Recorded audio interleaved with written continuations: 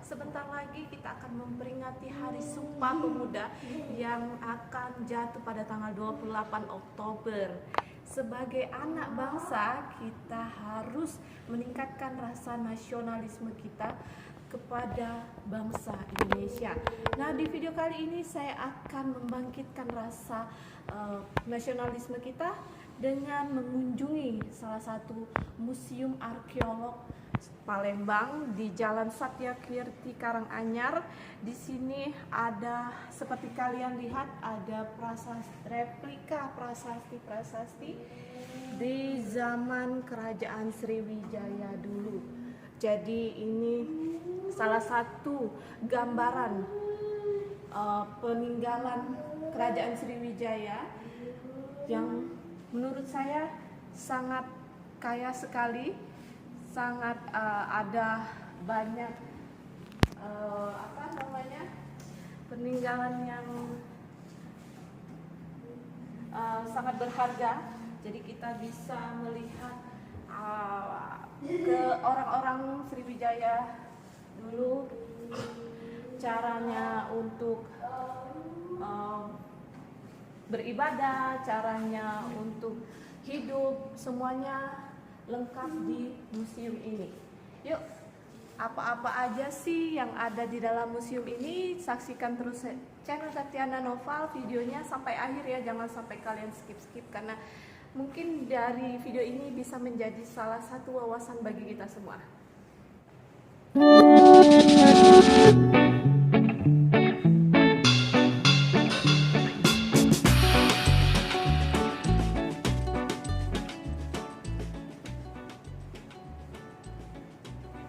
Nah teman-teman, saat memasuki pintu masuk sudah terlihat ada beberapa spanduk-spanduk mengenalkan apa-apa saja yang ada di dalam museum ini dan sejarah terbentuknya dari museum ini. Kita bisa lihat di dinding-dinding ini, kita bisa melihat sejarah-sejarah yang ada di dinding ini. Di sini diberi keterangan setiap replika-replika yang ada di sini, serta tentunya sejarah Kerajaan Sriwijaya dahulu yang jaya.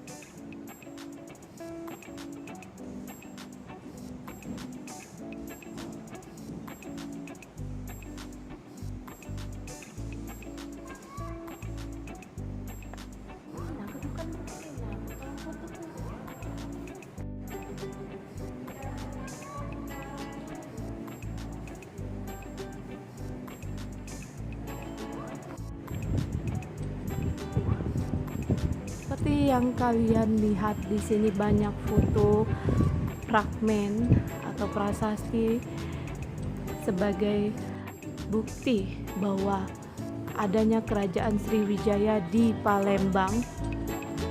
Ini ditemukan di berbagai daerah yang ada di Sumatera Selatan. Ada juga ditemukan di daerah lain. Semuanya bisa kita lihat di sini. Ini adalah patung Buddha. Seperti kita ketahui juga bahwa Sriwijaya dulu adalah pusat keagamaan Buddha. Ini adalah prasasti Kedukan Bukit, teman-teman. Prasasti Kedukan Bukit ini dikenal dengan Prasasti Sriwijaya I berangka tahun 600 Saka atau 682 Masehi. Prasasti dipahat pada batu sungai berbentuk bulat dengan garis tengah 80 cm, panjang 42 cm, dan tinggi 32 cm. Prasasti Kedukan Bukit ditulis menggunakan huruf Pallawa dan bahasa Melayu kuno. Teknik penulisan mendatar pada ketiga sisi dan terdiri dari 10 baris.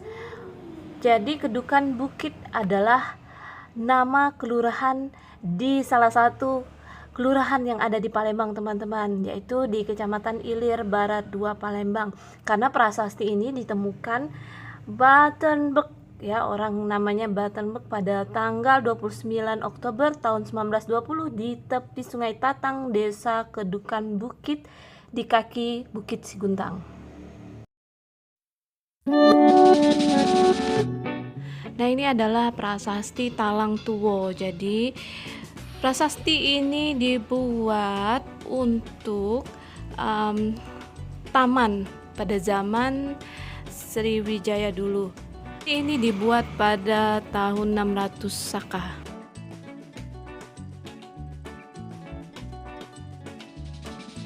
Ini adalah prasasti Telaga Batu, ditemukan di situs Sabo Kingking 3 Ilir Palembang, berhuruf Palawa dan berbahasa Melayu kuno. Dia bagian atasnya dihiasi seperti kepala ular kobra. Jadi prasasti ini berisi tentang sumpah setia dari para pejabat kerajaan, kerabat raja maupun para pekerja dan hamba raja kepada Raja Sriwijaya. Untuk prasasti semua ini adalah replika dan yang asli ada di Taman Nasional Jakarta. Ini saya sedang melihat kemudi kapal. Jadi kemudi kapal ini ditemukan di Sungai Buah tahun 1960. Jadi ini merupakan bukti bahwa Sriwijaya adalah kerajaan maritim dan salah satu pusat perdagangan internasional terbesar di Asia Tenggara. Kemudi ini terbuat dari kayu unglen atau biasa disebut dengan kayu besi karena kayu ini sangat kuat. Walaupun direndam dengan air, dia akan kuat, tidak akan rapuh. Kemudi ini juga mempunyai panjang 8,2 meter.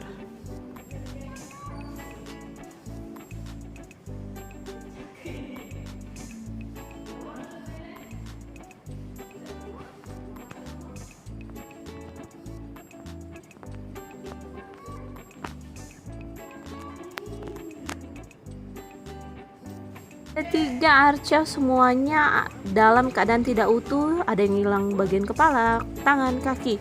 Ciri-ciri yang menandakan bahwa pecahan arca tersebut Awalokiteswara adalah jubah yang dikenakan, merupakan ciri-ciri arca langgam Sailendra yang ditemukan pada masa Sriwijaya di Palembang pada abad ke-9 Masehi.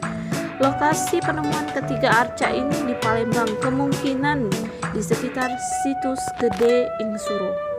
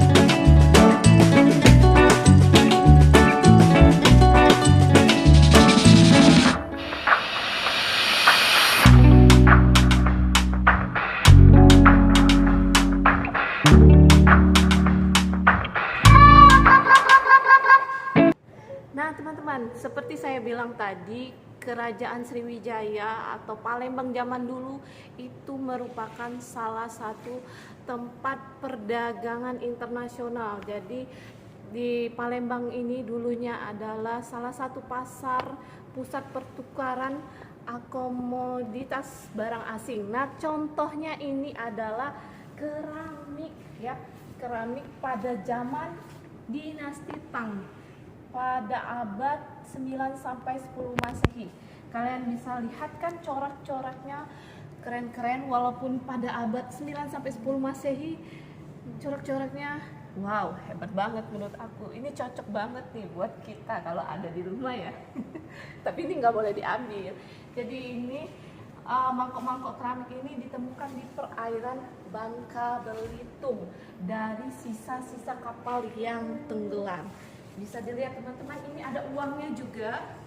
Ini ada bekas. Nah, ini kayak mangkok sendok untuk sup ya. Kayaknya di zaman sekarang pun masih ada ini. Ternyata motif-motif seperti ini udah ada di zaman dahulu teman-teman. Ini gerabahnya kan. Wah, keren. Dan lihat lagi itu masih banyak sekali keramik-keramiknya teman-teman. Wow. Gila. Tuh, banyak banget ya. Walaupun pecah-pecah tapi motifnya itu teman-teman yang bikin kita sebagai emak-emak ngiler juga kalau ada jualannya ya. Lihat, walaupun pecah tapi sepertinya ini motif yang gak kalah ketinggalan dengan zaman sekarang.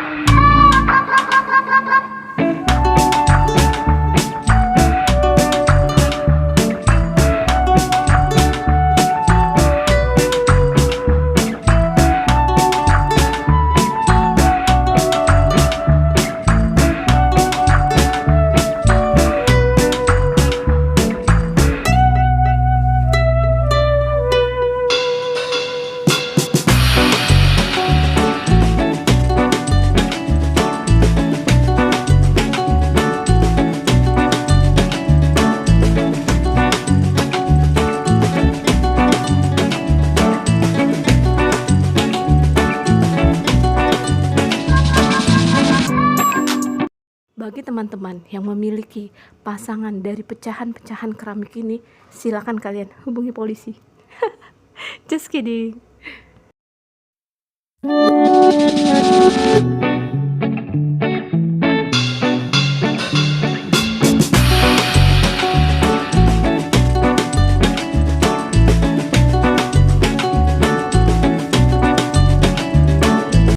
Manik-maniknya zaman dulu sudah ada ya. Jadi ini manik-manik ini ditemukan di situs Kambang Unglen sebagai pusat kerajaan di dalam kota Sriwijaya. Terdapat gilda, yaitu tempat berkumpulnya para pengrajin. Salah satunya adalah situs industri manik-manik kaca. Jadi ini manik-manik ini dari kaca dengan kegiatan keagamaan di Bukit Siguntang, yaitu dipakai sebagai sarana pemujaan oleh para biksu dan sangha. Nah, jadi ya karena di kerajaan Sriwijaya ini merupakan pusat keagamaan Buddha.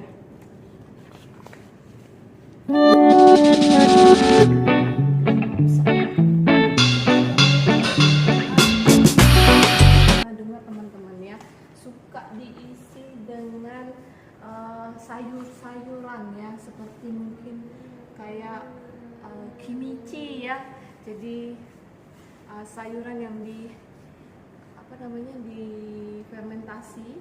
Jadi tempat guci-guci ini tempat sayuran yang difermentasi biasanya, saya tuh pernah dengar gitu. Wow, keren ya.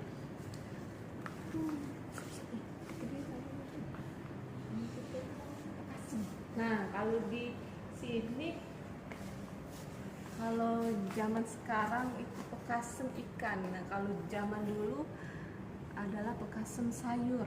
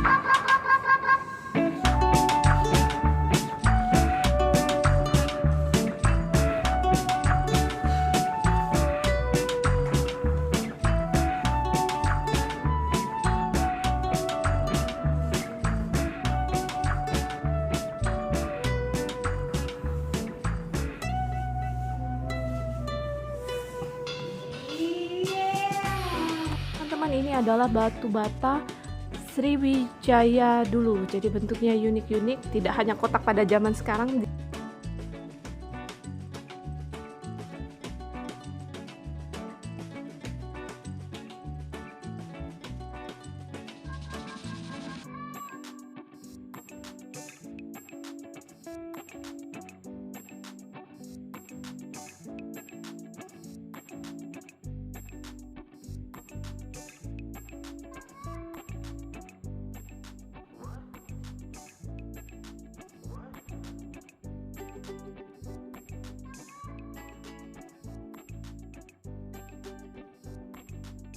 Kalian lihat di sini ada kayak itu loh, lesung padi ya. Tapi ini merupakan pamasana. Ini ditemukan di Jambi dan terbuat dari batu andesit. Pamasana ini berfungsi sebagai tempat berdiri atau duduknya arca.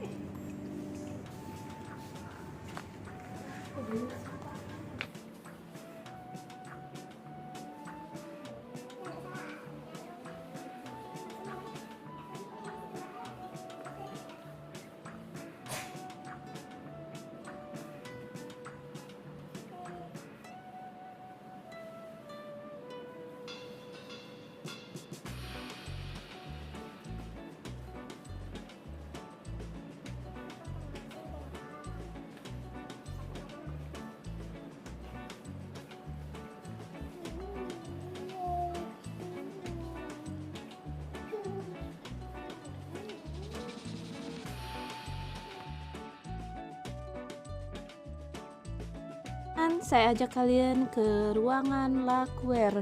Jadi lakuer ini adalah salah satu kerajinan khas kota Palembang. Jadi lakuer sendiri berasal dari kata lak, yaitu nama bahan damar yang dihasilkan oleh jenis serangga yang hidup bergerombol pada pohon perdu di Sumatera Selatan, disebut pohon kemalo. Sebenarnya pengerjaan dari barang-barang lakuer itu pertama kali dilakukan oleh Cina. Menurut risalah dari dinasti Ming abad ke-18, lakuer pada mulanya dipakai untuk menulis lembaran-lembaran batang bambu sebagai bentuk buku pada masa dinasti Zhou 1027 sampai 256 sebelum Masehi.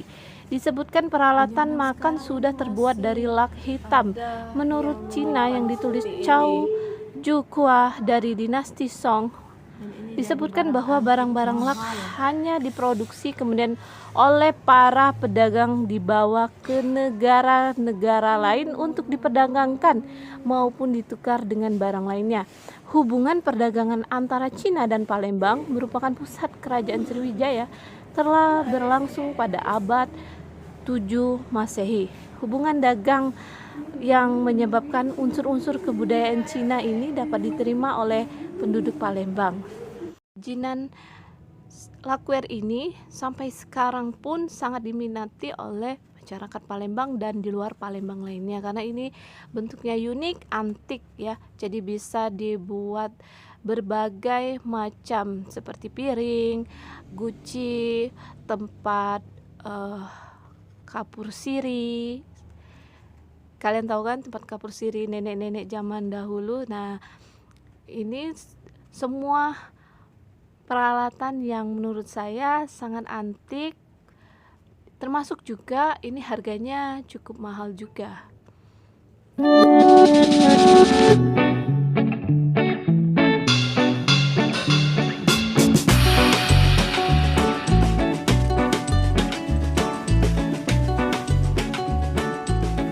Teman, pasti kalian tahu ini adalah lemari khas Palembang. Dan ini juga lihat saja seperti ada perpaduan antara unsur Tionghoa dengan Palembang ya. Jadi kelihatannya lemari ini walaupun kecil tapi sangat mewah.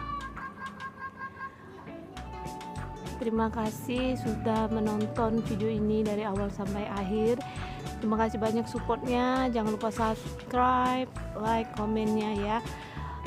Oke, maafkan saya kalau dalam penjelasan saya ini ada yang kurang atau ada yang salah. Saya sekali lagi mohon maaf. Terima kasih. Assalamualaikum. Sampai jumpa di video selanjutnya.